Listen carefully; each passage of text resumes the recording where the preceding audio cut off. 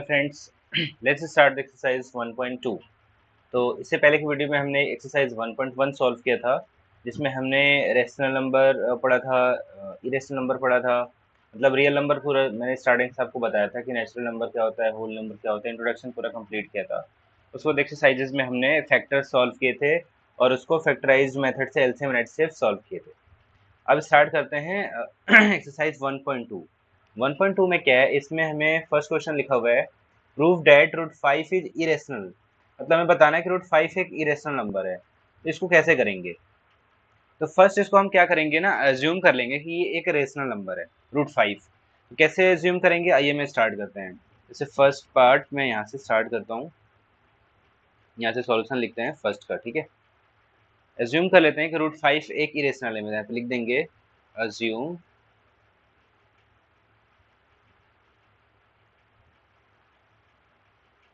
assume that root 5 is rational। अगर हम इसको रेशनल अज्यूम करते हैं तो इसका मतलब क्या होगा? फॉर कॉन्ट्राइंडिकेशन देते हैं, क्योंकि ये एक तरह से कॉन्ट्राइंडिकेशन है। तो दिया है इरेशनल, पर हम एक मानते हैं कि ये कॉन्ट्राइंडिकेशन मान रहे हैं हम, ठीक है। फॉर कॉन्ट्राइंडिकेशन, कॉन्ट्राइंडिकेशन विरोधाभास होता है, मतलब हम अपोजिट मान रहे हैं। हमें पता है कि वो इरेशनल है, लेकिन हमें प्रूव करना है। कैसे प्रूव करेंगे? तो पहले हम मान लेते हैं, अज्यूम करते हैं, assume that root 5 is irrational rational for contradiction, ठीक है। तो अगर हमने इसको रूट 5 को एज्यूम किया है कि ये एक इरेशनल या रेशनल नंबर है, तो इसको हम कैसे लिख सकते हैं? इफ रूट 5 इज रेशनल, अगर ये रेशनल है तो इसको हम कैसे लिख सकते हैं? It can B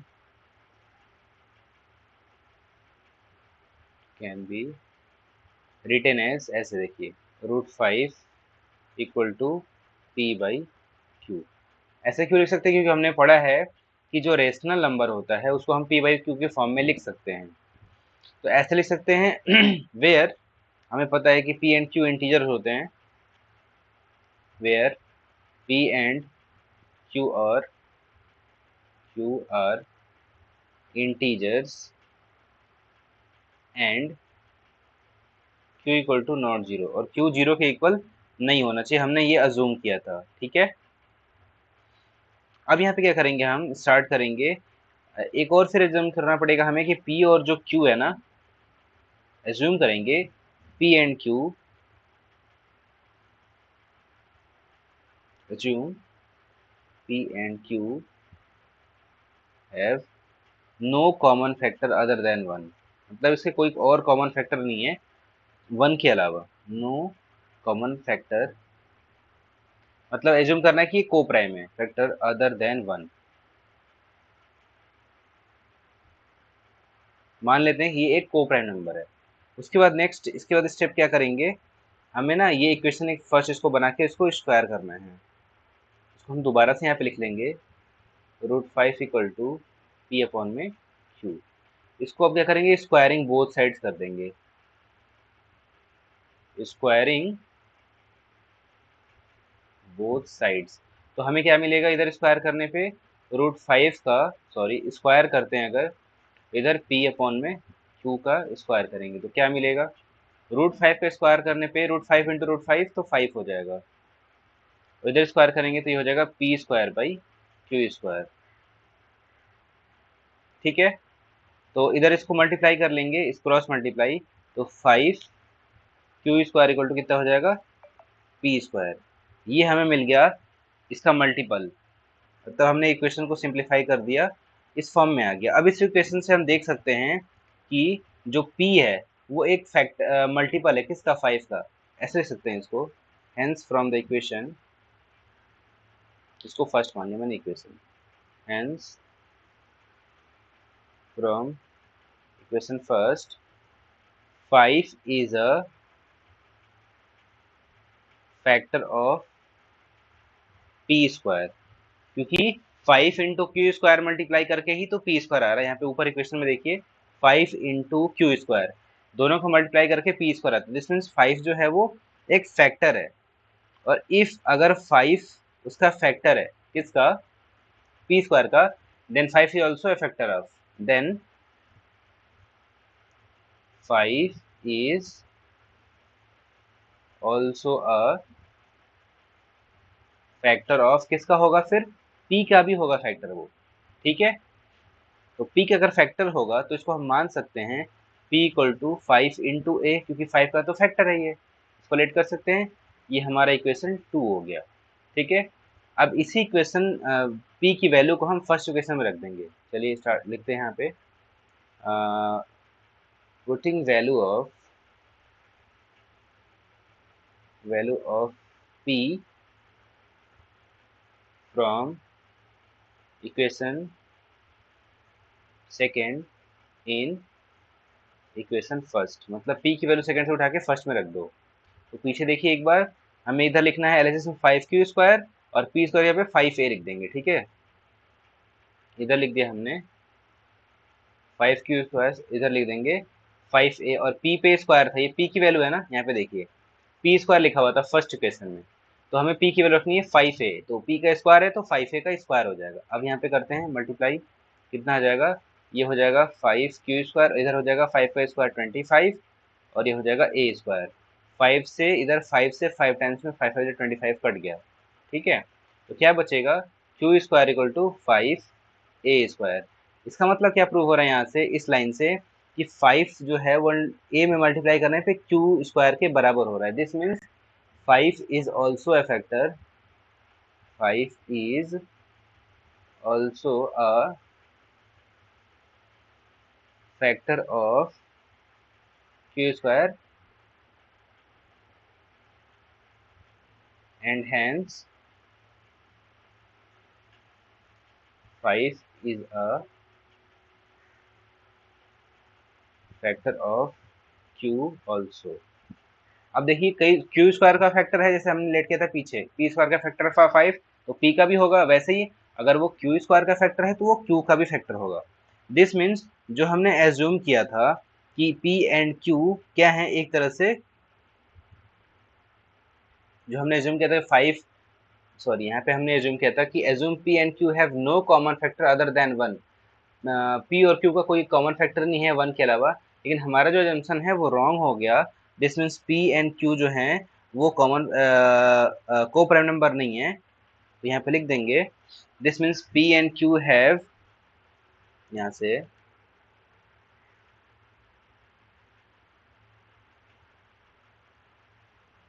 this means p and q have common factor of 5, factor है विच कॉन्ट्राइंडिकेट्स, विच contraindicates, which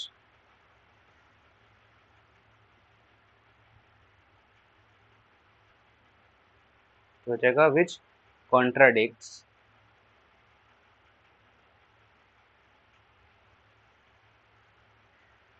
which contradicts our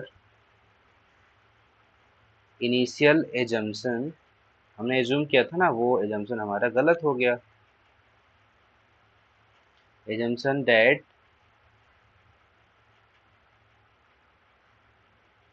p upon q is को प्राइम। को प्राइम हमने लेट किया था, पर ये को प्राइम तो है नहीं, हमारा इस means contradict, our assumption is false, our assumption is false, therefore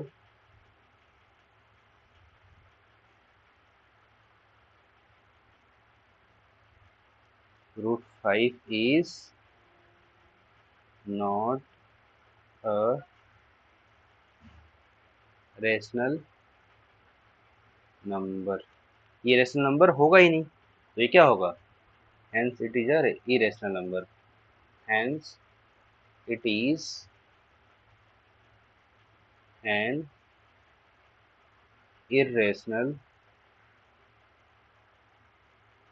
number. जब रेशनल नहीं है तो इरेशनल हो गया।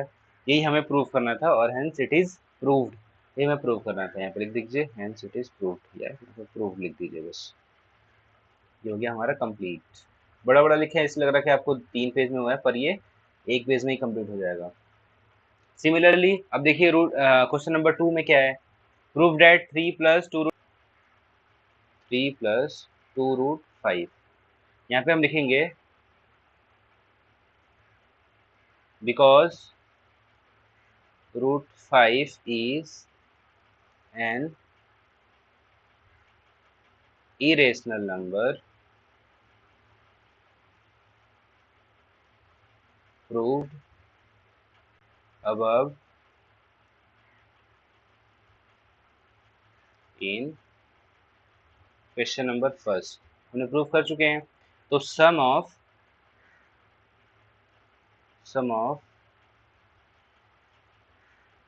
रेशनल एंड irrational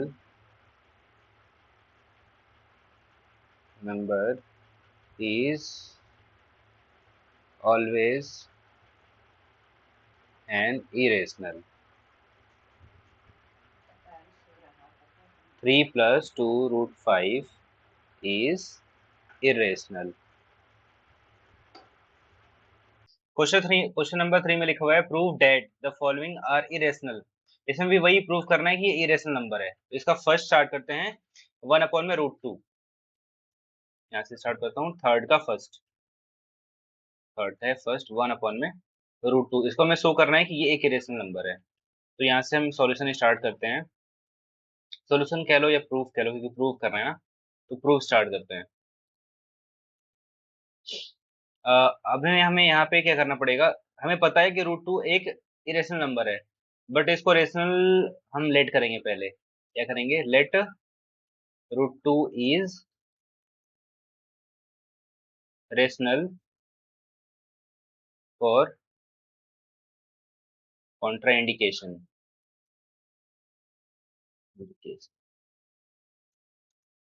ठीक है, अब √2 रेशनल नंबर है, हेंस इफ √2 इज रेशनल, इसको हम क्या लिख सकते हैं, देन √2 इक्वल टू P/Q। कि रेशनल नंबर को हम P/Q फॉर्म में लिख सकते हैं, where P and Q are integers and Q equal to not 0। Q 0 के इक्वल नहीं होना चाहिए, ये लिख देंगे। उसके बाद एक और एजम्पशन करेंगे, assume P and Q are coprime. Coprime मैंने आपको बताया है कि को प्राइम नंबर वो नंबर होते हैं जिसका कॉमन फैक्टर सिर्फ 1 हो। तो P एंड Q को प्राइम है। अब यहाँ से हम √2 इक्वल टू P/Q इसको दोबारा से लिखते हैं, √2 इक्वल टू P/Q। इसको कर देंगे इक्वेशन फर्स्ट और स्क्वायरिंग बोथ साइड करेंगे। स्क्वायरिंग बोथ साइड्स, स्क्वायर करने पे क्या आ जाएगा, √2 का स्क्वायर इक्वल टू इधर क्या हो जाएगा, P/Q का स्क्वायर। फिर नेक्स्ट पेज पे क्या करेंगे, इसका √2 का स्क्वायर करेंगे तो कितना आ जाएगा, 2 इक्वल टू उधर क्या हो जाएगा, P² / Q²। इसको क्रॉस मल्टीप्लाई कर लेंगे तो हमें क्या मिलेगा, इधर हो जाएगा 2 × Q², उधर हो जाएगा RHS में P², ये मिलेगा। ठीक है, तो अब हमें दिख रहा है कि जो P² है वो 2 × Q मल्टीप्लाई करने के बाद आया। दिस मीन्स ये इक्वेशन से हमें पता चलता है, हेंस 2 इज अ फैक्टर, अगर वो डिविजिबल है तो फैक्टर होगा, is a factor of Q², hence 2 is also a factor of P। अगर P सॉरी Q² नहीं P², sorry P², 2 is a factor of P²। अगर वो P² का फैक्टर है सो इसलिए हम उसको बोल सकते हैं वो p का भी फैक्टर होगा। थ्योरम जो अभी हमने इससे पहले 1.2 पढ़ा था, from theorem 1.2, from theorem 1.2, p उसका एक फैक्टर होगा। अब अगर p फैक्टर है, अब इसको क्या करेंगे, जब p उसका फैक्टर है तो p को लिख सकते हैं, p का फैक्टर 2 है तो p को लिख सकते हैं p equal to 2 into a लिख दो चाहे k लिख दो, मतलब अगर p का फैक्टर 2 है तो 2 में कोई अगर नंबर मल्टीप्लाई करेंगे तो p के इक्वल होना चाहिए। ठीक है। अब ये इक्वेशन हम सेकंड मान लेंगे, इसकी वैल्यू हमको रखनी है इसमें। पीछे हमने फर्स्ट इक्वेशन लेट किया हुआ है, तो इसको हम सेकंड कर लेते हैं, ऊपर वाले को, इस वाले को। ये हमारा सेकंड है और ये वाला थर्ड है, तो थर्ड की वैल्यू हमें सेकंड में रखनी है। Put the value of p from equation third in equation second, इसमें वैल्यू रख देंगे। तो then 2 into two square equal to p की वैल्यू 2k का स्क्वायर हो जाएगा। 2q स्क्वायर इक्वल टू 2 का स्क्वायर 4k स्क्वायर। 2 से 2 डिविजिबल हो जाएगा इधर, तो क्या बचेगा 2। q square equal to 2k square. Hence it is proved that 2 is also a factor of q square। अगले पेज पे लिख देंगे, hence 2 is a factor of q square and also a factor of q। अब यहाँ पे हमने assume किया था p एंड q को प्राइम, बट यहाँ पे देख रहे हैं कि 2 but p and q have common factor as 2, hence our assumption is wrong, hence our assumption is wrong, and p and q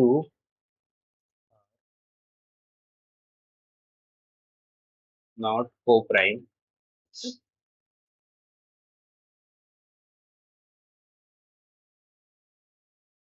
hence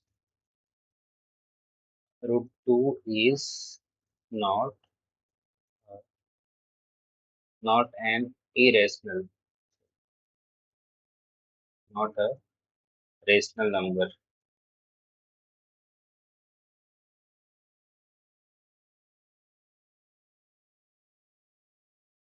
This contradicts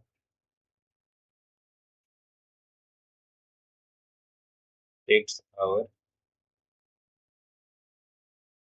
assumption,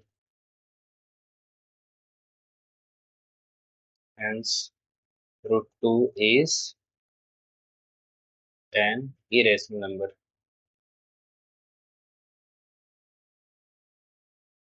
So 1 upon में root 2 is also an irrational number।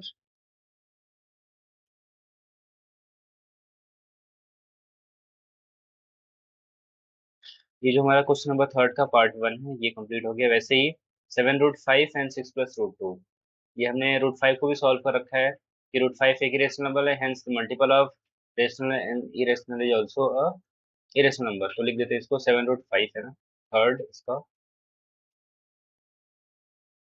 Third का second, 7 root 5 as root 5 is an irrational number,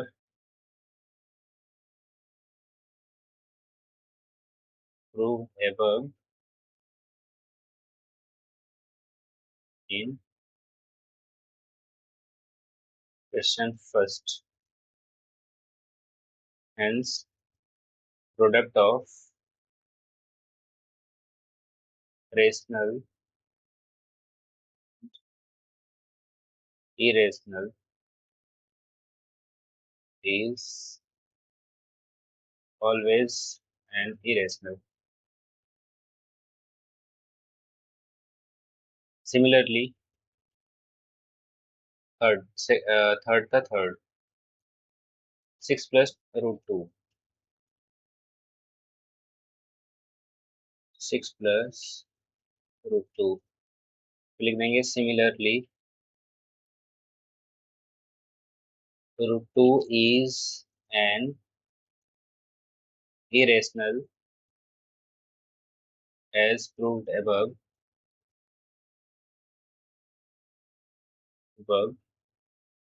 sum of hence sum of rational plus irrational rational and irrational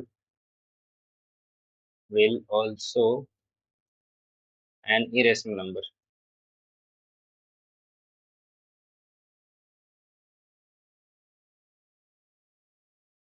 Hence it is proved. तो हमने question number third का part third भी complete कर लिया है। ये exercise complete हो गई, क्वेश्चन एक्सरसाइज 1.2 कंप्लीट हो गई है। मिलती है अपनी नेक्स्ट एक्सरसाइज में। अभी के लिए थैंक यू, बाय बाय।